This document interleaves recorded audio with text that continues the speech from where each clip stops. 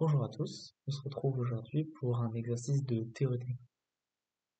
Je vais tout d'abord rappeler quelques définitions. On va commencer par la plus basique. Qu'est-ce que c'est qu'un graphe? Un graphe, c'est un ensemble de sommets et un ensemble d'arêtes. Les arêtes devant relier un sommet du graphe avec un autre, de telle sorte à ce qu'on ne puisse pas relier un sommet avec lui-même.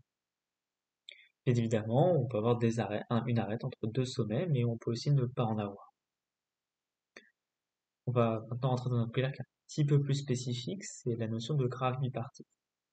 Donc soit j'ai un graphe, on dit que le graphe est bipartite si on peut partitionner l'ensemble des sommets en deux ensembles A et B, de telle sorte qu'aucune arête du graphe ne relie aucun sommet d'un ensemble avec un sommet du même ensemble. Une autre manière de voir ça, c'est qu'on peut colorer l'ensemble des sommets en deux couleurs, donc par exemple rouge et bleu, de telle sorte à ce qu'il n'y ait pas deux sommets rouges qui soient reliés par une arête et pas deux sommets bleus qui soient reliés par une arête. C'est-à-dire que chaque arête doit nécessairement être entre un sommet rouge et un sommet bleu. Donc on va donner juste un petit exemple. Ici on a un graphe avec 6 sommets que j'ai originellement nommé 1, 2, 3, 4, 5 et 6. On a une arête qui relie 1 et 4, une arête qui relie 1 et 6, une arête qui relie 2 et 4, et une arête qui relie 3 et 6. Ici on a fait deux groupes visuellement. D'un côté on a l'ensemble A, donc 1, 2, 3, et de l'autre côté l'ensemble B, 4, 5, 6. Et ici, on se rend compte qu'il n'y a absolument aucune arête au sein de l'ensemble qui relie deux sommets de l'ensemble 1, 2, 3, et on n'a aucune arête qui relie les sommets de l'ensemble 4, 5 et 6. Donc ici, on a bien un graphe qui est bipartite. On peut remarquer autre chose aussi, c'est que la partition en deux ensembles A et B n'est pas unique. Par exemple, on pourrait placer 5 du côté de 1, 2 et 3. On aurait par exemple ici A, ce serait l'ensemble des sommets 1, 2 et 3, et B, ce serait l'ensemble des sommets 4 et 6. Le graphe resterait bipartite. Seulement c'est le même, mais on a d'autres ensembles qui nous permettent de montrer que ce graphe est bipartite. On va passer maintenant à la définition de ce que c'est qu'un cycle. Donc un cycle, c'est quelque chose qui se définit assez naturellement. Donc on appelle un cycle une suite de sommets, de telle sorte que deux sommets consécutifs soient toujours reliés par une arête, sachant que le dernier sommet doit être également le premier sommet. Donc ici, par exemple, on peut commencer tout là-haut, aller sur ce sommet-là, sur ce sommet-là, sur ce sommet-là, sur ce sommet-là, sur ce sommet. Donc vous remarquez qu'on a parcouru les sommets un par un. À chaque fois, ils sont reliés les uns avec les autres par une arête. On n'est pas allé par exemple du sommet tout en haut au sommet en bas à gauche, et on est revenu à notre point de départ. L'énoncé et l'exercice d'aujourd'hui relient ces deux notions dans un cas particulier.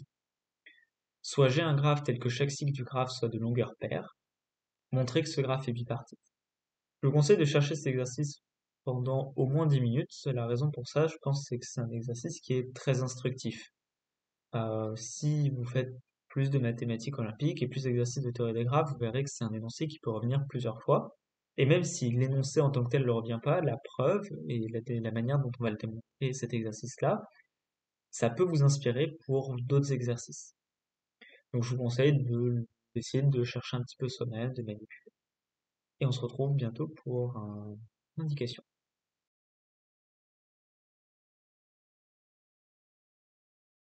On se retrouve maintenant pour une indication de l'exercice et je vais vous conseiller de penser à un algorithme. On va maintenant passer à la preuve de cet exercice-là.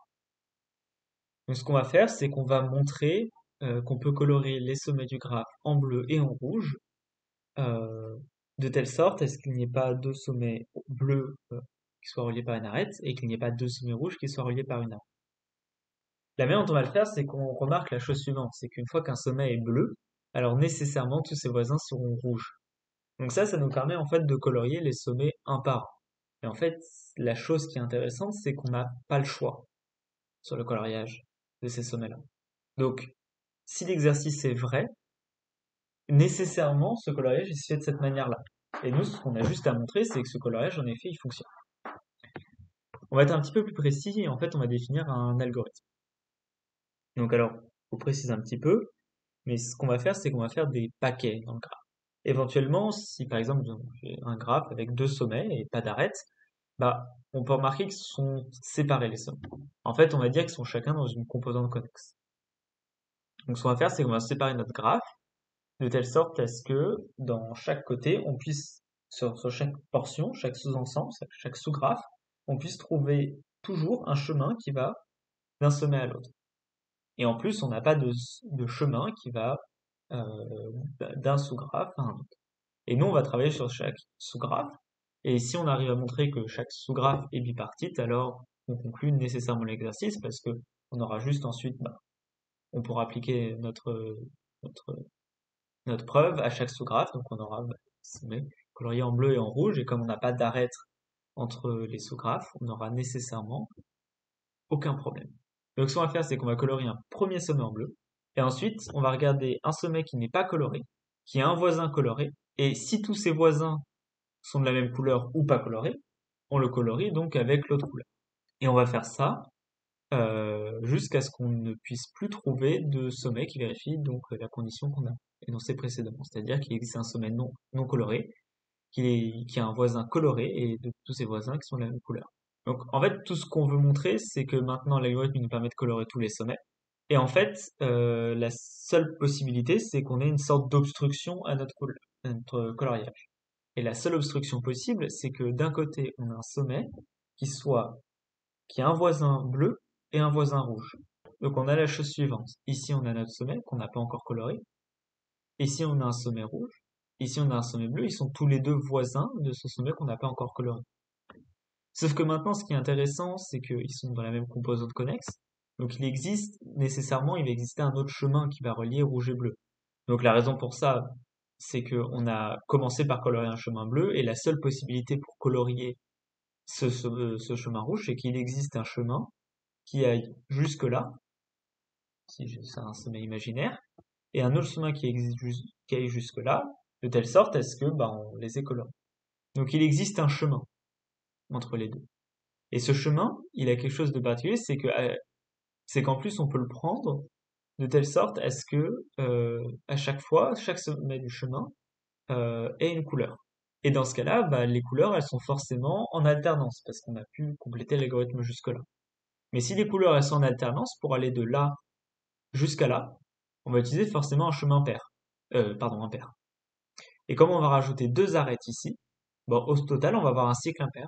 C'est une contradiction avec l'énonciation. Donc en fait, la seule contradiction qui peut arriver, c'est s'il y a un cycle impair, mais il n'y en a pas. Donc il n'y a pas d'obstruction, et donc on peut continuer l'algorithme jusqu'à ce que l'exercice soit fini.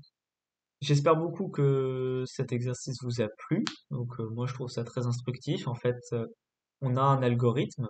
Donc algorithme, c'est juste une suite d'instructions qu'on essaye de faire. Et si on a un graphe qui est donné, c'est pas forcément évident de trouver la solution. Mais en fait, on n'a pas le choix ici. On peut se balader un par un sur les sommets. Et on n'aura jamais aucun problème grâce à la condition de longueur paire.